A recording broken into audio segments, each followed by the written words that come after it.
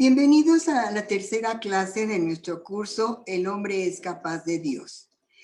En esta sesión vamos a tocar un tema, el tema número 3, que es los dioses, el dios artificial, un dios artificial. El objetivo de esta clase es que todas tengamos una noción más clara de lo que es Dios, cómo podemos comprender al ser de Dios por medio de nuestras capacidades físicas y espirituales. Para esto, tenemos que preguntarnos cuál es la naturaleza, cuál es el origen, de dónde nos aparece la fe.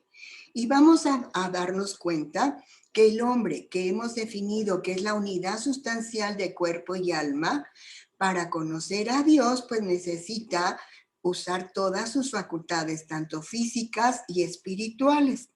Y en el espíritu hemos visto que las dos grandes facultades espirituales del hombre son precisamente la inteligencia y la voluntad. Así que podemos decir que el hombre conoce a Dios por medio de su inteligencia, practica la fe porque es un estado de la mente frente a la verdad.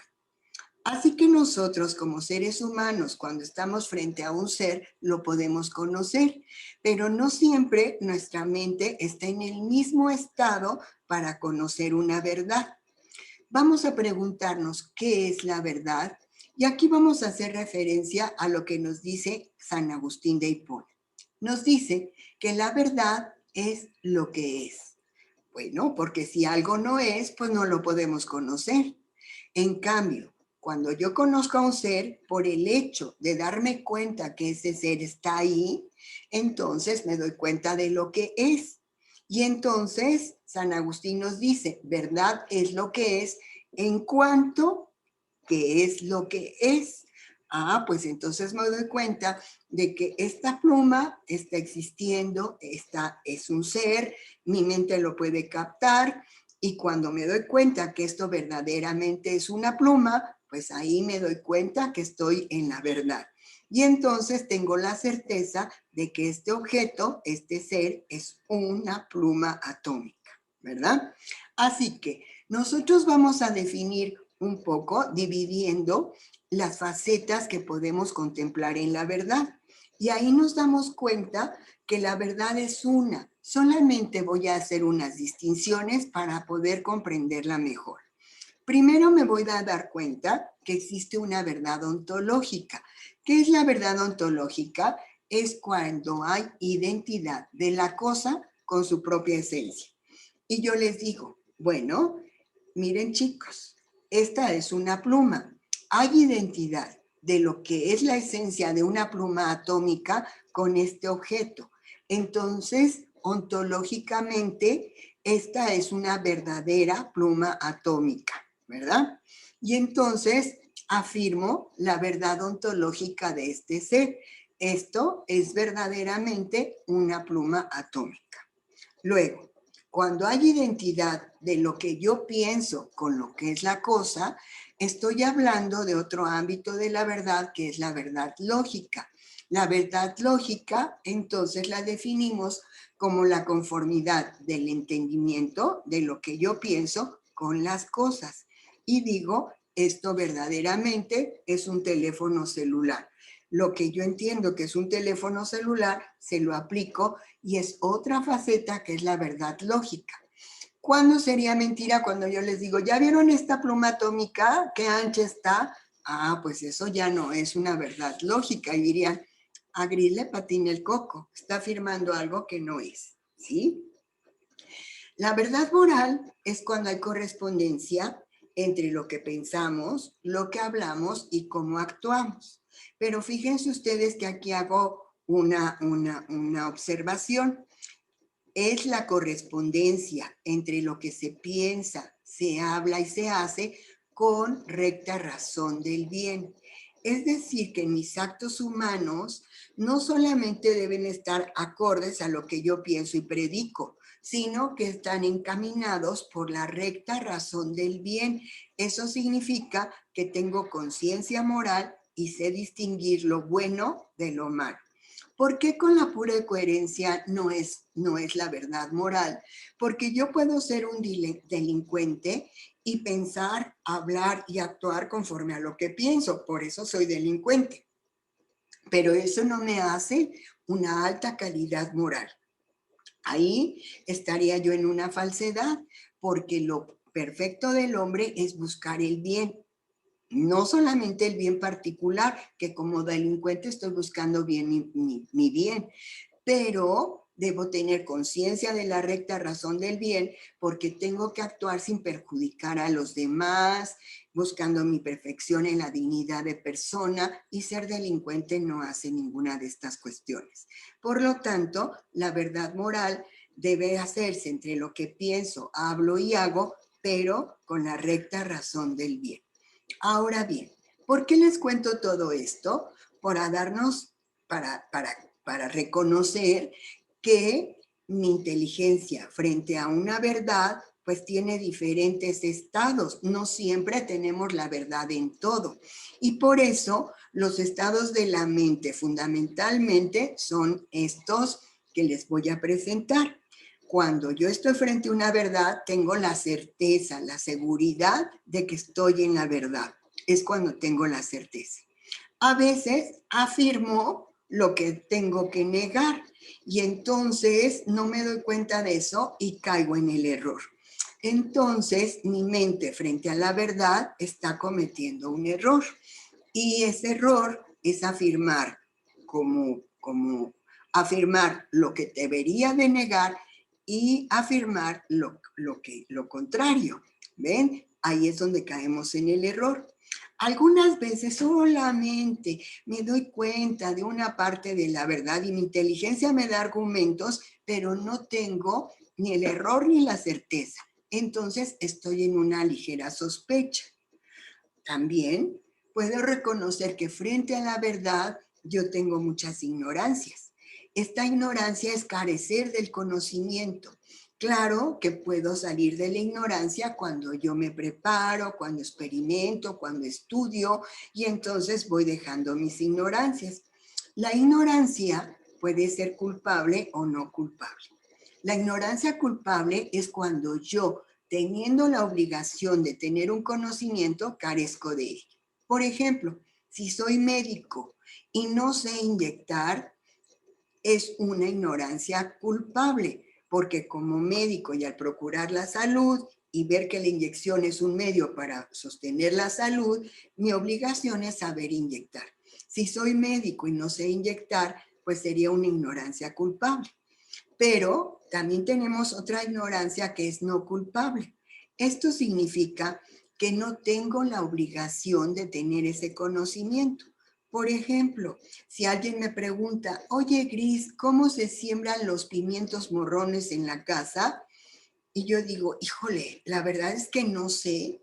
Eso es una ignorancia no culpable porque nunca he sido campesina, porque ignoro cómo se siembran los pimientos, pero no tengo obligación de saberlo porque mi profesión es ser filósofa, no agrónoma. Y entonces mi ignorancia es no culpable, ¿de acuerdo? Así que es muy bonito reconocer nuestra ignorancia. No es algo feo, enfermizo o malo, sino darnos cuenta dónde tengo la ignorancia, tener humildad intelectual para reconocerla e identificar cómo estoy en ignorancia culpable y en ignorancia no culpable, y reconocerlo y procurar el conocimiento. La opinión frente a la verdad, nosotros tenemos opiniones, pero la opinión no significa que yo tengo la certeza y la verdad pura. Por eso, cuando emito la opinión, voy a dar el conocimiento que yo tengo compartido con un interlocutor, a sabiendas que también mi interlocutor pudiera tener la verdad. Y por eso es muy bonito expresar nuestra opinión, porque esto nos ayuda a conocer diferentes facetas de la verdad e incrementar nuestro conocimiento. Lo malo es que los seres humanos muchas veces confundimos la opinión con la certeza y creemos que tenemos la verdad y lo afirmamos y hasta vemos con desprecio a los que no piensan como nosotros.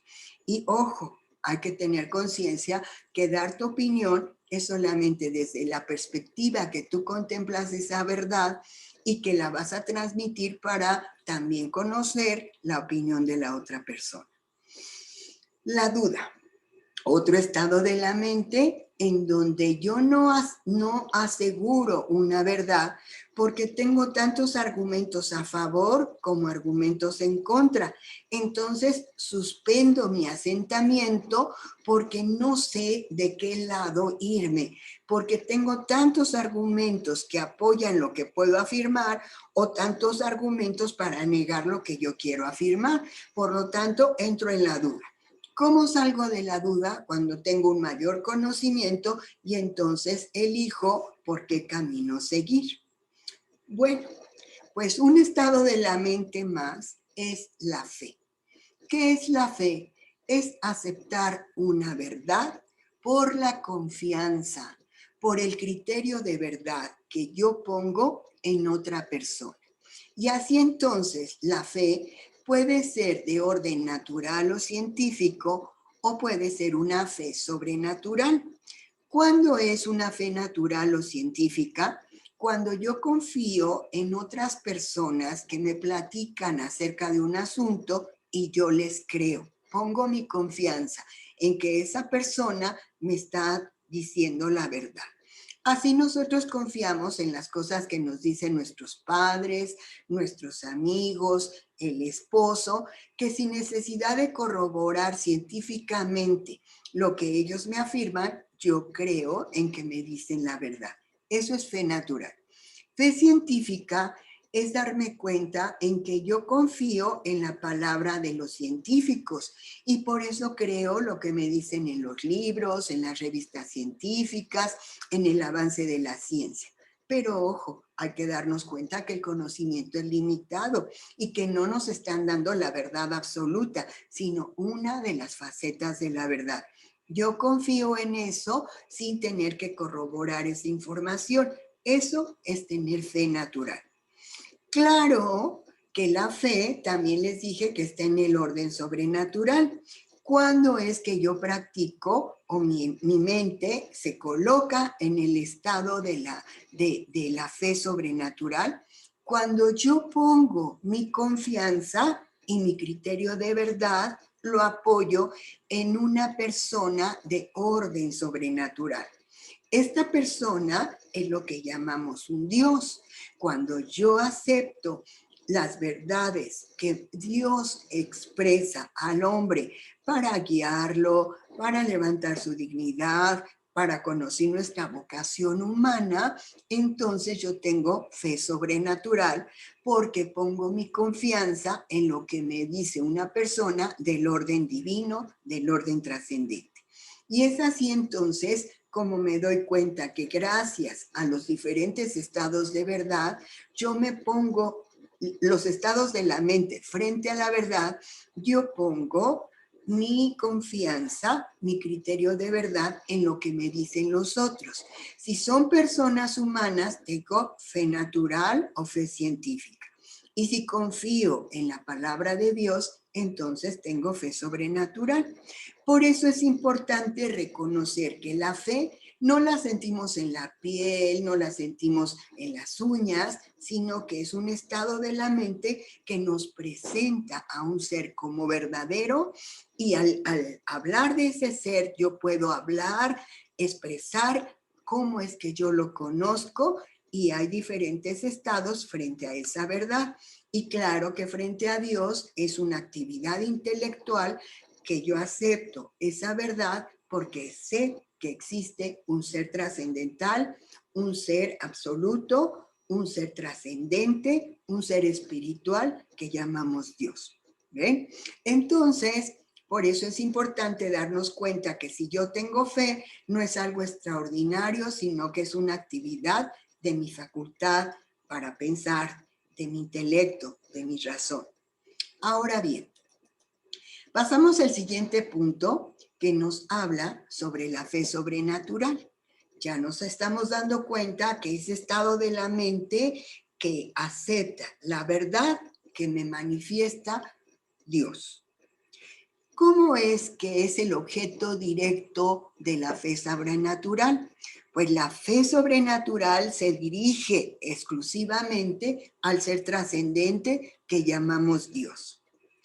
También podemos afirmar que la fe sobrenatural es un conocimiento indirecto por analogía y que la razón ilumina esas verdades espirituales para que yo las pueda comprender. ¿Por qué decimos que es un conocimiento indirecto?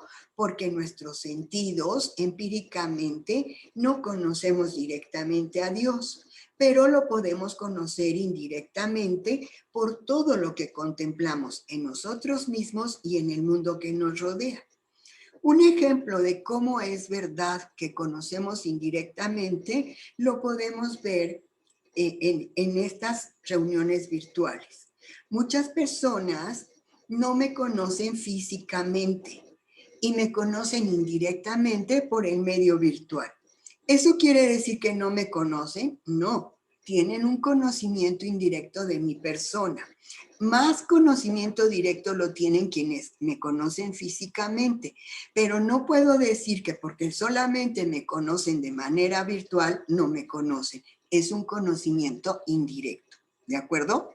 Pues así conocemos a Dios. No lo vemos en presencia física ni captamos con nuestros sentidos. Sin embargo, tenemos un conocimiento indirecto por todo lo que podemos contemplar en esta creación. Por eso decimos que es un conocimiento indirecto. Y por analogía, quiere decir que cuando yo contemplo este mundo, a todas las criaturas, voy a encontrar características que me hacen pensar que Dios es y que hay características en todos los seres que yo puedo predicar, hablar, decir de lo que pudiera ser Dios. Y entonces yo puedo comparar, por ejemplo, a este grupo con un jardín de flores diversas, desde un jardín muy florido o un cactus. Y entonces, ¿cómo es que encuentro la analogía? Pues hay personas que hablamos mucho, que expresamos todo lo que sentimos como flores, que le brotan por todas partes. Y hay otras que son como cactus, ¿no? Que están a la expectativa con sus espinas y entonces participan en el jardín, pero no dan flores, ¿verdad? Y están como más encerraditas en sí misma. Ahí encontré una cierta analogía. Pues a Dios así lo conocemos también por analogía. Si yo veo que tengo facultades espirituales, entonces por analogía pienso que Dios es un ser espiritual. Si yo soy capaz de amar, entonces encuentro que Dios no ama como amo yo, pero por analogía me puedo dar cuenta que Dios es amor. Esto es un conocimiento por analogía. Y eso, mi razón ilumina todas las verdades espirituales para que yo las pueda comprender. ¿Dónde apoyamos todo lo que nosotros creemos por medio de la fe sobrenatural? Pues eso lo vamos a contestar por un criterio de verdad que lo apoyamos en lo que es la tradición, los testimonios y los libros sagrados. Todas las religiones ponen su criterio de verdad en estas tres fuentes. ¿Qué es la tradición? El conjunto de hábitos, costumbres que una generación guarda escrupulosamente para poder transmitir eso a las nuevas generaciones. Y entonces una tradición se conserva como de manera intacta para que las nuevas generaciones conozcan eso que yo he resguardado con tanto cariño. Por ejemplo, la receta del mole poblano. Las antiguas generaciones hicieron el mole poblano. Por tradición, las cocineras van resguardando esa receta con mucho cuidado para seguirla transmitiendo a las nuevas generaciones. Y aunque yo vivo en Querétaro, si me encuentro con una buena cocinera poblana, voy a probar su mole y no sabe a mole queretano, sabe a mole poblano. ¿Por qué? Porque esas características que hacen al mole poblano las protegieron, las cuidaron, las conservan como un gran tesoro para que siga siendo esa misma receta. Ahora imagínense la tradición sobre la fe sobrenatural. El hombre resguarda todas estas verdades espirituales con tanto amor, con tanto cuidado, para que puedan ser transmitidas de generación en generación. Por eso nosotros confiamos para tener fe sobrenatural en lo que nos dice la tradición. ¿De acuerdo? La segunda fuente del criterio de verdad lo tenemos en el testimonio. Bien sabemos que nos dice el dicho que las palabras te orientan, pero el ejemplo arrastra. Cuando nosotros conocemos testimonios reales de una fe sobrenatural, se antoja ese bien. Y entonces los testimonios que vamos teniendo de esa fe sobrenatural nos invitan a resguardar, a proteger, a incrementar nuestra propia fe espiritual. Y los libros sagrados. Los libros, pues por supuesto que fueron escritos por seres humanos en el lenguaje de cada una de las culturas. Y entonces, ¿por qué se llaman sagrados si fueron escritos por hombre? Porque si yo tengo fe sobrenatural, creo que existe Dios y que Dios se comunica al hombre. ¿Y cómo se comunica? Por medio de las escrituras sagradas. Pero si los hombres escribieron esos libros, sí, pero yo creo que fueron escritos por inspiración divina. O sea, no es pensamiento del hombre, sino que es la palabra de Dios transmitida a un escriba para que éste me dé a conocer en mis instrumentos de lectura, de comprensión, lo que Dios quiere que yo sepa. Todas las religiones tienen sus libros sagrados y en esto ponen su criterio de verdad. Así entonces, vemos que la fe sobrenatural es sobre Dios, nos invita a un conocimiento indirecto por analogía y que el criterio de verdad lo apoyamos en la tradición, en los testimonios, en los libros sagrados. Con esto, entonces, estamos hablando de las virtudes teologales. Una de ellas es la fe sobrenatural, por supuesto, y las verdades teologales son las máximas virtudes de un hombre, por eso se llaman virtudes teologales que nos invitan a estar en diálogo con Dios. Y ellas son la fe sobrenatural, la esperanza y la caridad, ¿verdad? Así que entonces, viendo cómo es que nosotros tenemos fe sobrenatural, esa fe sobrenatural nos lleva a pensar en quién es Dios. Y vamos a tratar de discernir un concepto claro de lo que es Dios. Primero, debemos entender que no podemos comprender todo acerca de Dios, pero que sí lo podemos conocer. Y por eso decimos que tenemos un conocimiento indirecto de Dios. No es que Dios sea un ser que es imposible de conocer, al contrario.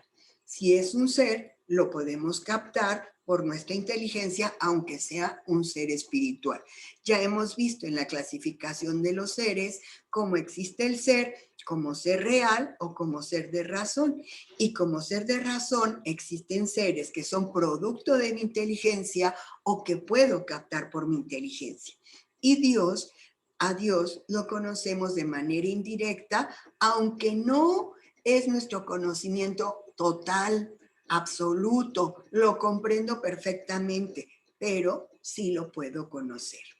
Ahora, para conocer a Dios, como no lo conocemos directamente, sí lo podemos conocer por deducción. Conociendo varios elementos, entonces yo deduzco.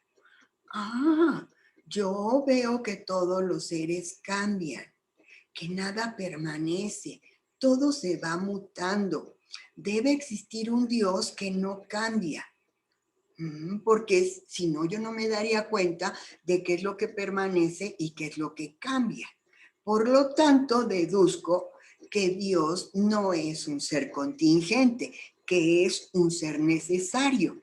¿Por qué? Porque de la información que tengo en el mundo yo puedo deducir la realidad de Dios. Y esa es una forma indirecta de conocerlo. ¿Por qué tengo que conocer a Dios así? Porque el hombre, al ver el mundo, siempre exige una causa que haya producido las cosas. Y entonces, al buscar, al pensar, al indagar sobre las causas del mundo, deduce la existencia de un causante del mundo y por eso entendemos lo que es Dios creador, ¿verdad? También nos damos cuenta de esta contingencia de todos los seres y entonces necesitamos comprender lo que es un ser necesario. Y entonces, al darnos cuenta de esta contingencia, deducimos que Dios es un ser necesario. Al observar el mundo, nos damos cuenta que tiene orden. Y entonces, mi inteligencia me llega a pensar en el supremo ordenador. ¿Quién puso orden a este mundo? Pues Dios, ¿verdad? Y así entonces deducimos cómo por el orden que yo veo en el mundo, llego al concepto de Dios. Otra razón por la que entendemos qué es Dios o quién es Dios es por la ley moral. La ley moral es la que dirige nuestros actos y podemos discernir entre el bien y el mal. La ley moral nos dice que es el bien cuando nosotros realizamos nuestros actos morales. Aunque caigamos en un relativismo y digamos, no, pues el bien es, cada quien lo puede interpretar a su modo, cada hombre tiene impreso en su propia conciencia lo que es el bien y distingue el mal. Y aunque tú tengas un sistema filosófico relativista, perfectamente bien sabes cuando tu acto ha sido bueno o malo. Y si cometes un acto malo, tu conciencia te lo recrimina. Y entonces nos damos cuenta que existe una ley moral y eso decimos, ¿de dónde? Ah, pues el fundamento de la ley moral está en el bien y el bien es Dios, ¿verdad? Y otra última reflexión sobre este punto es que existe la posibilidad de negar a Dios. ¿Cómo? Por esto nos podemos dar cuenta de lo que es Dios. Claro, porque si Dios es un tipo de ser, nosotros nos damos cuenta que no podemos negar lo que no es, porque si no es, quiere decir que no existe. Y lo que no existe, no lo puedo conocer. Y si no lo conozco, ¿cómo puedo hablar de él? Ya sea afirmando o negando. Claro que si yo puedo negar algo, es porque ese algo es, de alguna manera existe, y por eso yo puedo hablar y predicar todo lo que se me antoje porque algo es. No puedo negar lo que no es. Por lo tanto, cuando yo veo que existe la posibilidad de negar de Dios, me doy cuenta es porque de alguna forma existe, ¿verdad? Así es entonces como los seres humanos vamos entendiendo, vamos clarificando lo que entendemos por Dios. Ahora bien, cuando nosotros practicamos esta fe sobrenatural, generalmente pertenecemos a una religión. ¿Qué es? ¿Qué entendemos los seres humanos por religión? Pues religión tiene una etimología, el origen etimológico está en la palabra religare, que quiere decir volver a ligar, atar, amarrar.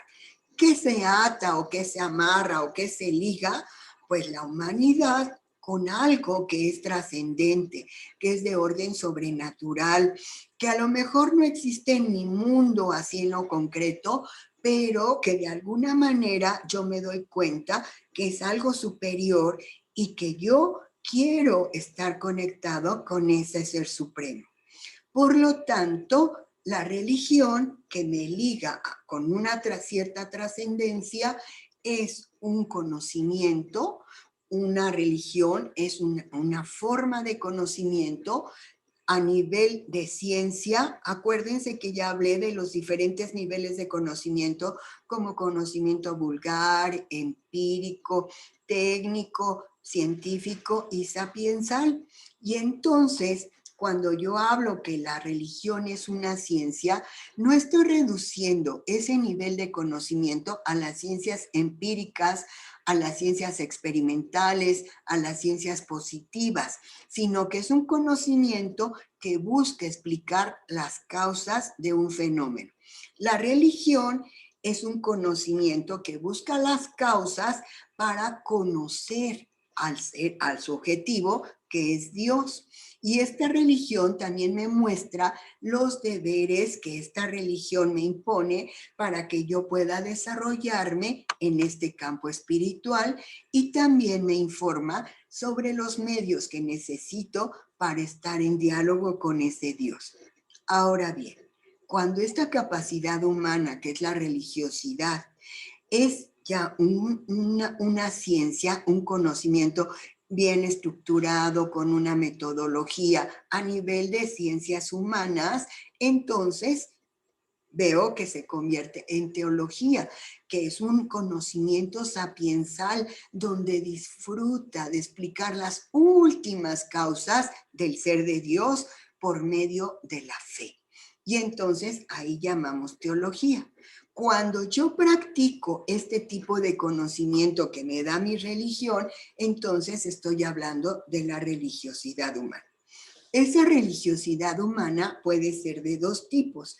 Puede ser una religiosidad natural o una religiosidad revelada. Explico. La religiosidad natural es aquella por medio que conocemos por medio de la razón y nos pone en contacto con las verdades que nos relacionan con un Dios. Es decir, el hombre se da cuenta por sus facultades espirituales que tiene sed de trascendencia, que necesita conocer a un ser superior a sus propias fuerzas y al mundo. Y entonces, por eso luego encontramos personas que dicen, mira, yo no creo en ninguna religión, yo no creo en un Dios personal, pero sí soy una persona muy espiritual, ¿verdad? Sí creo en la trascendencia, pues en la trascendencia histórica, en la trascendencia genética, pero yo no creo en Dios. Ah, bueno, se quiere ligar a algo superior, que aunque no sea un Dios personal, lo ve en el orden de su razón, del mundo que le rodea. Y por eso les puse esta imagen, porque hay cierto porcentaje en la humanidad que cree y practica una religiosidad natural. Cuando dice, es que yo creo que somos la energía concentrada del universo. Es que estamos hechos de carbono y está en nuestro principio, en nuestro fin. La materia no se crea ni se destruye, sino que yo soy uno con el universo y no voy más que a transformarme en todo mi proceso de perfección. Habrá otros que piensan que todos somos una luz y que tenemos que emanar esta luz al universo. Ahorita hay hasta memes que nos dicen que hay que vibrar, porque todos somos vibraciones, y que si tú tienes una vibración positiva, eso va a permear. Ahorita en época de pandemia, todas las vibraciones para que la pandemia se vaya nulificando. Eso vemos que cierta religiosidad natural se queda en el mundo material con explicaciones de nuestra espiritualidad en el orden antropológico, y vemos cómo la gente sí hace todo un ritual, tiene sus prácticas de oraciones, sus meditaciones, se buscan los chakras, recitan mantras, cualquier cosa, o afirman cuestiones positivas para llenar de buena vibra. Eso es religiosidad natural. Y aquí les pongo un ejemplo de la religiosidad revelada. Esa es cuando nosotros aceptamos practicar una religión que nos presenta las verdades divinas, las verdades espirituales, cuando aceptamos que esa espiritualidad, que esas verdades divinas son una manifestación hecha por Dios a los hombres. Y me encanta esta pintura porque nos habla del orden superior, de un ser trascendente, un Dios personal que manifiesta las verdades divinas para orientar a los hombres en su propia vocación, en el sentido de su existencia, para que nosotros nos demos cuenta algo que a lo mejor no es tan evidente que no llegamos a comprender. Y Dios, que ama al hombre, quiere comunicarse con él para manifestar estas verdades. Pues bueno, existen religiones naturales y religiones reveladas en todo el mundo. Y esto nos hace reflexionar en nuestro propio tipo de religión, que es católica, apostólica y romana, y nosotros estamos con la convicción, con la práctica de la fe sobrenatural, en que existe un Dios todopoderoso, un ser absoluto, eterno, inmutable, que ha manifestado sus verdades para que los hombres conozcamos mejor nuestra verdadera vocación, nuestro sentido de la existencia, para qué fuimos creados y hacia dónde vamos. Así que bueno, esto es respecto a la religión. Ahora nos preguntamos, ¿cómo es que es la naturaleza de Dios? ¿Cómo es que nosotros nos damos cuenta de la existencia de ese ser? Y nos vamos a dar cuenta que conocemos a Dios precisamente por la razón. No nada más nos llega así como que el flachazo y ya creo en Dios, sino que nosotros lo vamos pensando y podemos conocer por razón y por revelación a Dios. Y como tenemos estas facultades, nos preguntamos cómo es posible que yo pueda conocer a Dios. Y aquí tenemos 3 formas generales en que podemos darnos cuenta de quién es Dios. Primero, conocemos a Dios por atribución, ¿verdad? O sea que damos como un tributo, como algo que le ponemos a Dios, ¿verdad? Por atribución, atribuimos, ponemos, le colgamos a Dios, por llamarlo de alguna manera, las perfecciones que nosotros observamos en todas las criaturas. Si yo me doy cuenta de mi inteligencia, digo, eso es una perfección que hay en mi ser, la inteligencia, porque soy capaz de pensar, de reflexionar, de deducir, de sacar conclusiones. Entonces, mi inteligencia es con la que pienso. ¿Dios piensa? Pues claro que no piensa como nosotros, pero Dios es la inteligencia, ¿verdad? Yo me doy cuenta que tengo fuerza de voluntad o no tengo fuerza de voluntad, pero la voluntad es una facultad espiritual en mí. Entonces, atribuyo a Dios que Dios tiene voluntad, pero es como la mía, no, en Dios es perfecta. Entonces, todas esas perfecciones que yo voy viendo en las criaturas, se las atribuyo a Dios. Y así es como yo me puedo dar cuenta de cómo es Dios. La siguiente forma, que es por remoción, voy a conocer a Dios al contrario. Me voy a dar cuenta de las imperfecciones de las criaturas y eso se lo voy a remover todo a Dios. Fúchila, no lo quiero. Dios no tiene todas estas imperfecciones. Entonces, si yo me doy cuenta que soy injusta, por supuesto que le quito la injusticia a Dios. Y entonces digo, Dios no es injusto. Dios no es mentiroso. Dios no es celoso. Dios no es egoísta. Y todas esas imperfecciones que yo veo en mí o en las criaturas, entonces se las quito, se las remuevo a Dios y esto me ayuda a tener un conocimiento indirecto de Dios. Tercera forma, por analogía. Esto quiere decir que las perfecciones de Dios las trasladamos elevadas al infinito.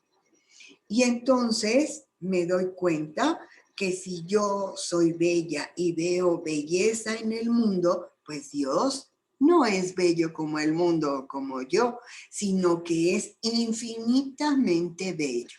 Es decir, que Dios es la belleza, es la verdad, es la justicia.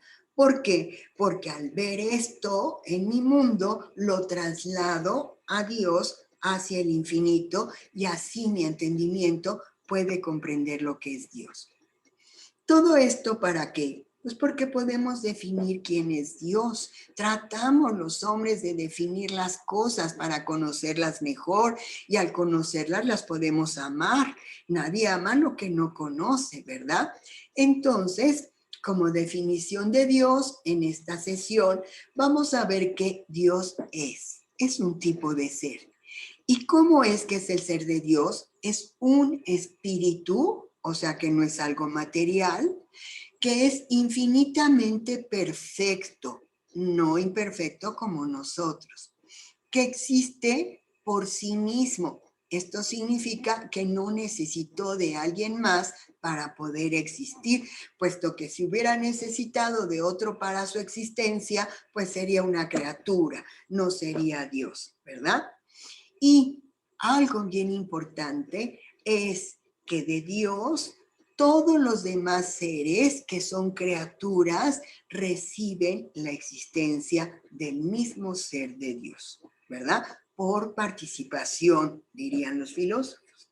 Dios entonces es la causa de infinitas perfecciones y Dios es, pero con la imposibilidad absoluta y radical de no ser.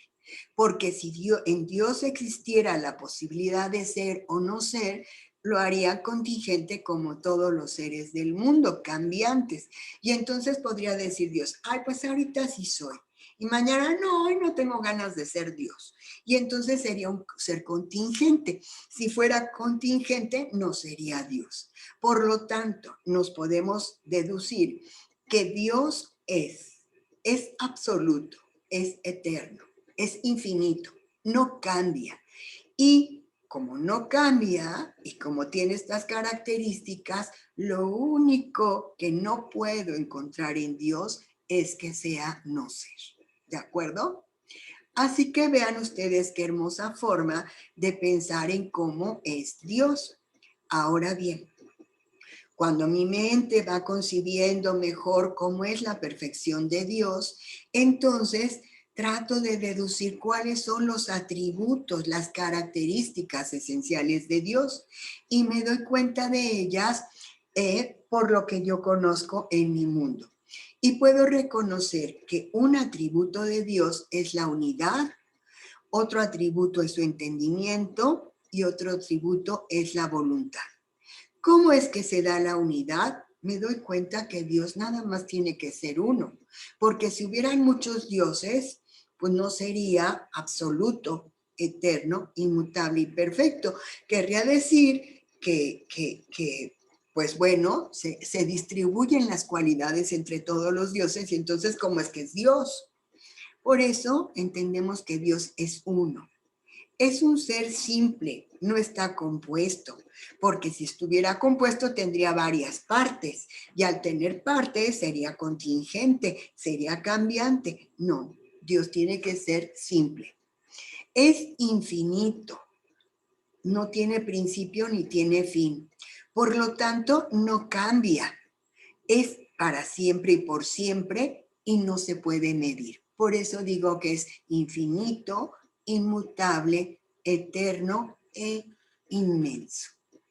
Eso me habla de la unidad de este ser simple que es Dios, tan diferente a nosotros y a todas las cosas que nos rodean. Ahora, puedo decir que Dios es entendimiento. El entendimiento es otra facultad de Dios, porque entonces yo me pregunto, ¿de dónde viene mi entendimiento? ¿Y Dios piensa, entiende como yo? No. Dios tiene un entendimiento perfecto, un conocimiento inmediato de todas las cosas en cuanto las crea. Lo conoce perfectamente porque es su creador. Y es un conocimiento universal de todo lo que ha creado y de todo lo que es cada ser que Dios ha creado. Por eso su entendimiento no puede ser como el mío, que es contingente, que va aprendiendo poco a poquito, que tiene varios niveles. No, el conocimiento de Dios es perfecto. La voluntad, me doy cuenta de esta voluntad que dirige mis actos. ¿cómo es entonces? ¿De dónde viene mi voluntad? Pues de la voluntad de Dios. ¿Y cómo es la voluntad de Dios? Pues también es simple. Dios no se pone a pensar, ay, tendré fuerza de voluntad de hoy para sostener el ser. Ay, como que hoy no tengo ganas, o como que me gusta más esto que lo otro. No, la voluntad de Dios es simple, es inmutable, no cambia, es eterna, es omnipotente, o sea, tiene todas las facultades realizadas, tiene un concepto claro de lo que es el bien y de la justicia. Vean, entonces, cómo estos atributos de Dios me invitan a pensar indirectamente en cómo puede ser Dios. ¿Por qué? Porque encontré que esto, que es lo que yo tengo conocimiento, porque es los seres que yo conozco, me ayudan a entender cómo Dios es un ser supremo. Así que eso hablaría de los atributos de Dios. Pues bien, ¿por qué el hombre crea dioses? Crea dioses. ¿O por qué el hombre trata de entender lo que es Dios? Y vamos a ver aquí algunas respuestas que nos han dado los estudiosos del fenómeno religioso y vamos a tratar de comprenderlos. Está comprobado que sin una combinación de identidad política y religiosa, ninguna sociedad tiene futuro. Neil MacGregor, autor de un libro que se llama Vivir con los dioses, pues a estudiar bueno, no todas porque hay muchísimas y dice que nunca terminaría de escribir el libro, nos habla de muchas religiones en donde al estudiar cómo se desarrolla esa sociedad, se dan cuenta de la importancia de que en ese grupo social haya una identidad política para regir esa sociedad, pero también una identidad religiosa. Y las grandes civilizaciones siempre tienen estas dos identidades, tanto política como religiosa. Y vamos a reconocer que desde que el hombre cazaba en forma solitaria y recolectaba frutos en familia, tenía la necesidad de creer en algo, en un dios, en un mito, practicaba algún ritual y tenía expresiones que hablaban de su religiosidad. Así es entonces que es una necesidad humana reconocer esta espiritualidad. Cada cultura humana conocida tiene un mito que expresa cómo es que es el origen de la creación. Y ustedes vayan estudiando, reflexionando en todas las culturas del mundo y van a encontrar alguna explicación mitológica de cómo se creó el universo, cómo se creó el mundo, cómo se creó el hombre. Algunas encuestas nos dicen que actualmente hasta el 84% de la población mundial es miembro de un grupo religioso, practica alguna religión o que la religión es algo importante para su propia vida. Y pregúntense, ¿qué pasa con el resto de la humanidad? Muchos manifiestan, el 84% afirman pertenecer a una religión y el resto, pues también tienen una postura frente a Dios, se manifiestan ateos, negando siempre a Dios, o agnósticos, que ni afirman ni niegan la existencia de Dios. Pero ojo, todos tienen una posición frente al ser de Dios, ¿sí? ¿Por qué entonces? ¿Por qué sucede todo esto? Porque la religión facilita la convivencia en las sociedades, sobre todo a gran escala, ¿verdad?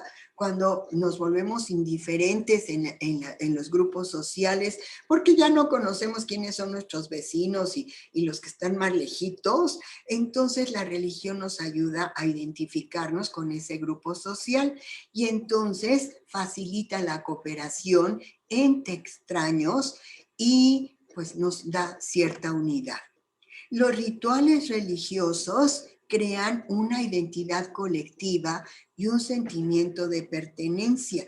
Por eso nos sentimos muy a gusto cuando decimos, este es mi grupo de amigos, ¿no? Hay algo que nos identifica. O nosotras que pertenecemos a Reino Christi decimos, yo soy miembro de Reino Christi y estoy en tal o cual equipo. Y sentimos que somos acogidos escogidas, que somos consentidas, nos sentimos identificados, tenemos sentimiento de pertenencia y tenemos una identidad colectiva. La religión tiene la responsabilidad de aliviar la pobreza, tanto física como espiritual. ¿Cómo? Pues busca la armonía y el bienestar de la mayor cantidad de las personas. Y entonces, aunque yo esté pobre en el espíritu, me sienta triste, deprimida, angustiada, abandonada, enferma, con mis complejos, con todas esas cuestiones que hablan de nuestra pobreza humana, en la religión yo puedo darme cuenta que pase lo que pase en mi vida, Dios me ama. Que aunque yo tenga un montón de defectos, Dios me quiere así. Que a pesar de que yo haga cualquier cosa, siempre soy sujeto de perdón. Que en esa comunidad yo puedo unificarme en mis intenciones para ser una mejor persona. Y entonces vemos como una religión también es alivia todas estas miserias humanas, ya sean físicas o espirituales, buscando armonía, paz, tranquilidad para el progreso de nuestro desarrollo humano, ¿verdad? La religión también tiene un efecto muy importante en nuestras sociedades, tanto en la economía como en la educación. En la economía, porque al practicar las religiones, pues también se mueven muchos procesos económicos, ¿verdad? Y por eso decimos, ay, esa religión son de puros ricos. Ah, no, pues son ricos, pues porque tienen la riqueza humana, pero también movilizan la economía y dirigen la economía de un cierto grupo social. Y en la educación, fíjense ustedes cómo la práctica de una religión da los fundamentos de cultura, de educación en los seres humanos. Sin importar el tipo de religión, nosotros sabemos que si practica el budismo, pues está tratando de la perfección humana para lograr esta integridad, este bienestar, hacer el bien por las personas, y en su familia pues tienen esos preceptos que hacen la convivencia familiar. Si soy católica, bueno, pues yo no estoy a favor del aborto porque eso va en contra del principio de la creación de la vida que está en manos de Dios. Entonces, mi jerarquía axiológica también está fundada en los principios religiosos que yo profeso. Por eso es tan importante la religión, porque también mueve la economía y la educación de los pueblos. Así entonces vemos que la religión es algo muy importante para los hombres y el hombre crea muchas veces dioses o quiere entender a Dios precisamente por estos valores que acabo de comentar. Ahora bien, como dijimos, el hombre crea dioses. Ay, muchachas, muchachos que nos escuchan, nuestra inteligencia, así como la inteligencia puede comprender a estos seres de razón que puedo entender por mi inteligencia, pues también pueden ser crear a los dioses como producto de mi imaginación, de mi creatividad, conforme yo voy creando o pensando las cosas. Y creamos dioses artificiales cuando pues nosotros inventamos ese concepto de Dios. Y, por ejemplo, pues como dice el dicho, basta un botón. Quiero platicarles que en la actualidad tenemos muchos dioses artificiales y me voy a referir, si mal no recuerdo, a 3.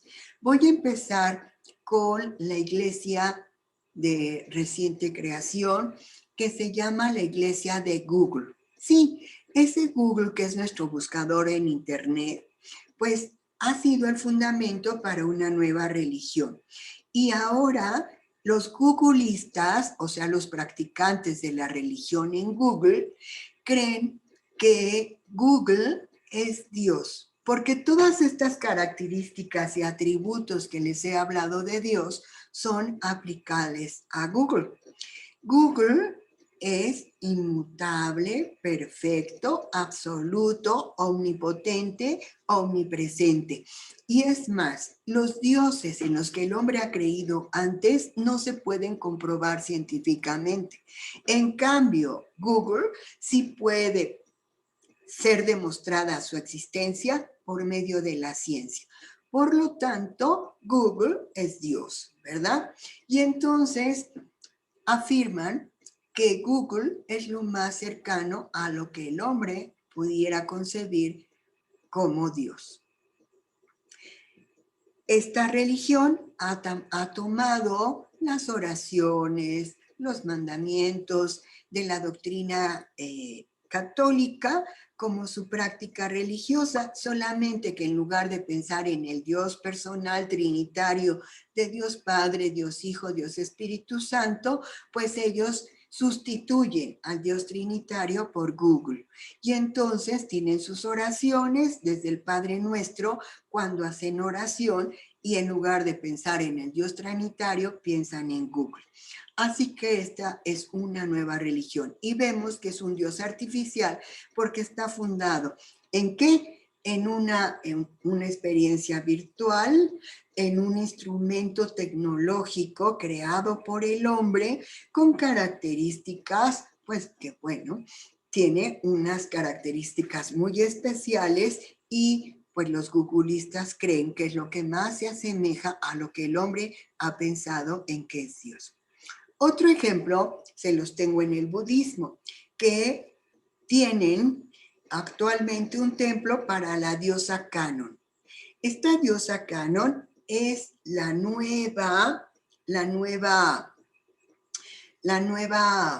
ay, ¿cómo se me fue la palabra? Bueno, la diosa Canon es la nueva expresión de la diosa Kuan Yin, que es la diosa de la misericordia. Y entonces es la reencarnación, ya se me unió el concepto, es la reencarnación de la diosa Kuan Yin, que es la diosa de la misericordia y del momento presente. Así la conciben ellos. Y en sus múltiples facetas allá en China, pues se les ocurrió a los monjes budistas que si era una diosa para el presente y era de la misericordia, pues bien podía reencarnar, no en una estatua de mármol, de bronce, sino en un robot, porque lo de hoy son los robots.